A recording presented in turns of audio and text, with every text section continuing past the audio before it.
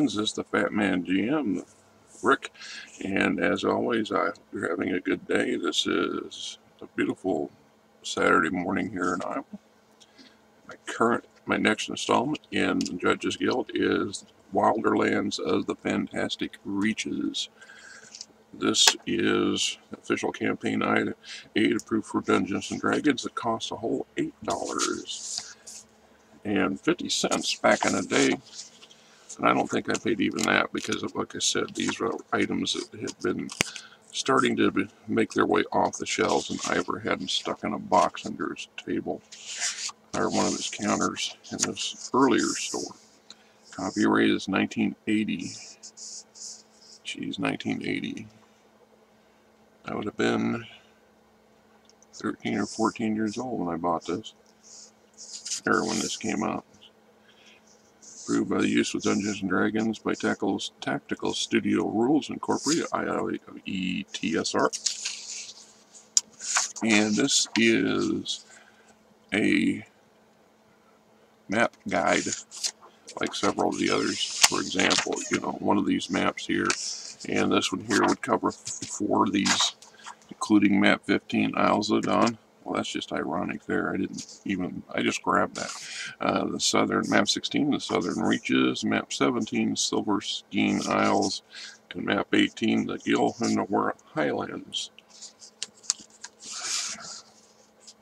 For the most part, these things, they're very basic. They just give you some guides and information, locations, things like that. But every now and then you'll find a little gem of information or the predecessor of some of the more common rules that we find in most fantasy RPGs or just RPGs in general. Because when they were creating these things, one of the earliest, by the 80s, the TSR had stepped up, and we saw a resurgence of especially advanced D&D, where we had a lot more of these so-called splat books and source books that contained a lot more additional information. And some of the basic core stuff got its start from Judges Guild, not from TSR. TSR just was able to leap on board without compensating Judges Guild because they had that understanding that Judges Guild was borrowing D&D's title, more or less. Not uncommon for some of the stuff that we can do today, as long as you don't profit from it. TSR is okay with it. So we got the idyllic isles, various types of isles that you can find on this particular map. The Melted Isle, a low-lying island composed mostly of mud and sand, really little more than a mud bank. Several centuries ago, this island was the site of the Battle of Straw Magic, and as a side effect was submerged by a tidal wave. Off to the north, several ruined buildings may be seen on the sea bottom when the waters are calm.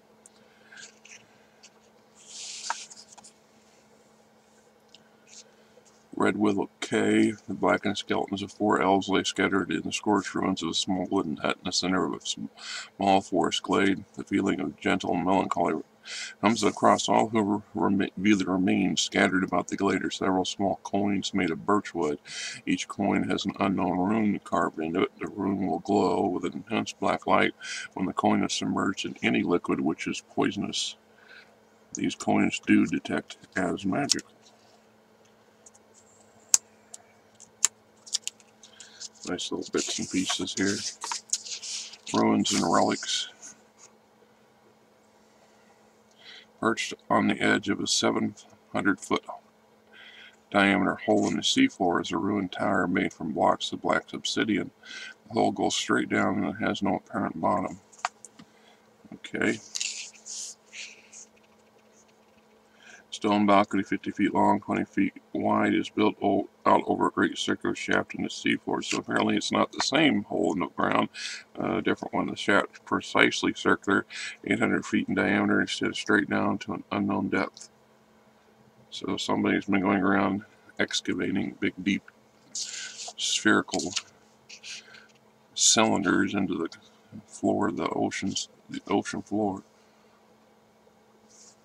At the foot of the reef lies a sunken galley. Its crew of oarsmen are still chained in place, though now are only skeletons. 3 tons of bronze ingots were being carried as a ballast in the bottom of the ship. The stern cabin has an oaken, iron-bound chest with 5,000 gold pieces inside. It is also the lair for 2 giant eels.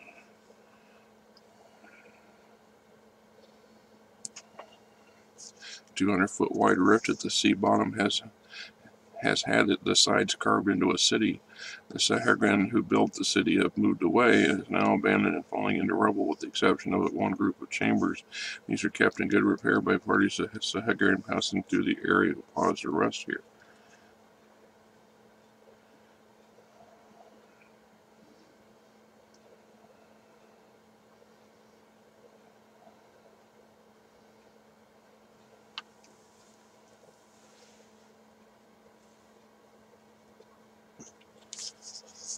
Lots of bits and pieces and odd stuff here. Citadels and castles that can be located in these hexes. Villages and village names, their population, and the general type of inhabitants. Who's ruling them, and the resources they're known for. Lurid lairs. Nothing like a black pudding to spoil your morning. Ruins and relics. Ruins of an old monastery have become overrun with green slime.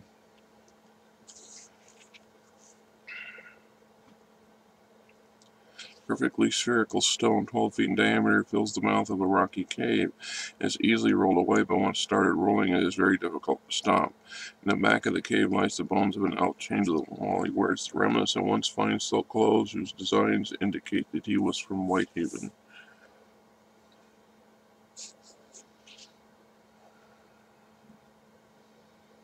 A set of grinding wheels buried in the mud bank of a small brook have attracted the attention of abandoned gnolls who have tunneled out the area beneath them for their lair. Okay.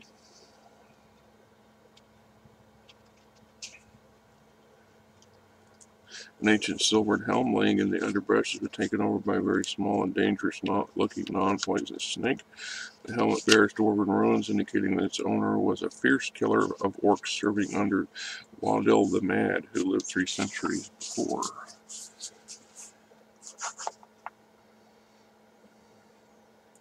Center of a grove of oaks is a wood altar dedicated to the nature of some nature god. Excuse me a second.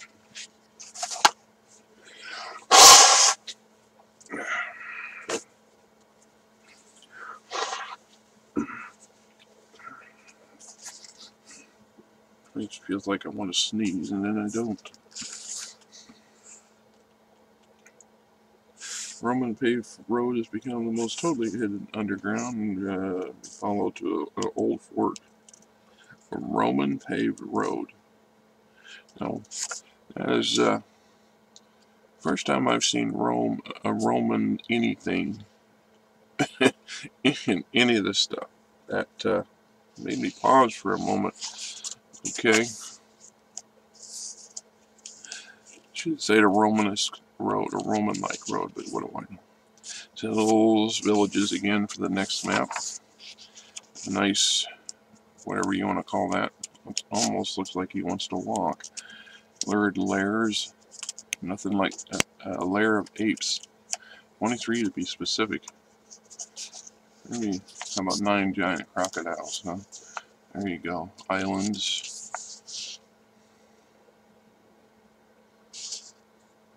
The island of Sweet Hope, covering the face of an 80-foot high cliff on the north side of the island, is an ancient race's conception of the creation of the universe from a large black sphere. Frolic Isle. 3 leprechauns take great delight in raiding unwary travelers, stealing valuables, and casually returning worthless-looking lookalikes. Well, now that'd be an interesting thing. You're traveling through an area and get burgled and don't realize it because the leprechauns have replaced your valuable stuff with fakes. Ooh, that'd be a day when you go to try to get rid of your valuable item and find out it's a fake.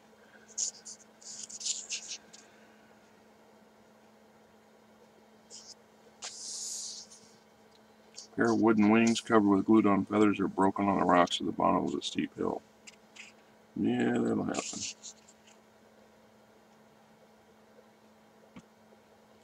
Large warship, ram-mounted, and lies keel up in a bed of seagrass. Her stern staved in.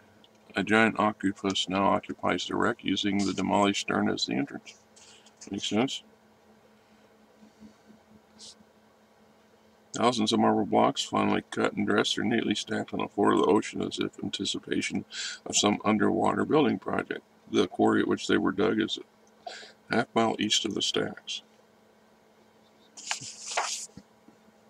The Skein Isles. This is only a loose confederation. This chain of isles have been broken up by religious strife in the past 8 years. This discord lies in the centers around the disputes between the priests of Chapelton Isle, who have rather fragile claim on their religious leadership.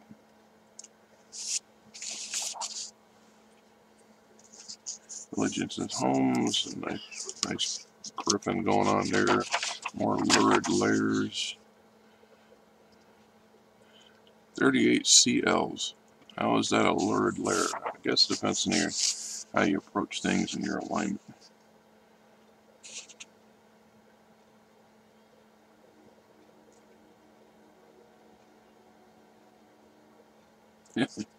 Parts of an armor-plated skeleton are scattered about. Each part is still animated and will attack anyone close enough best it can. Look out, Joe. That foot keeps trying to kick you.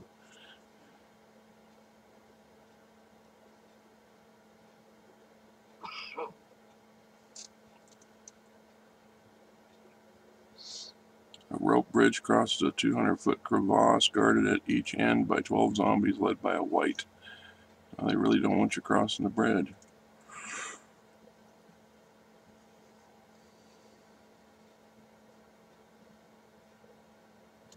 The ruins of a large city, totally devastated by time, lies in a small hidden valley. Not a single building remains standing. A hill giant makes the area his campsite and enjoys the company of strangers, even humans. Yeah, well, wants to welcome you to lunch. Or maybe you don't. Maybe he's a friendly giant. One never knows. What can you ever truly know what's in the mind of a giant? There you got it. Like I said, there's not a lot to these other than some basic guide materials that just, if they were selling the maps, they gave you the framework, and it was up to you to come up with your material to go with it. So there you have Wilderlands of the Fantastic Regions by Judges Guild. Till next time, this is the Fat Man saying, and game on.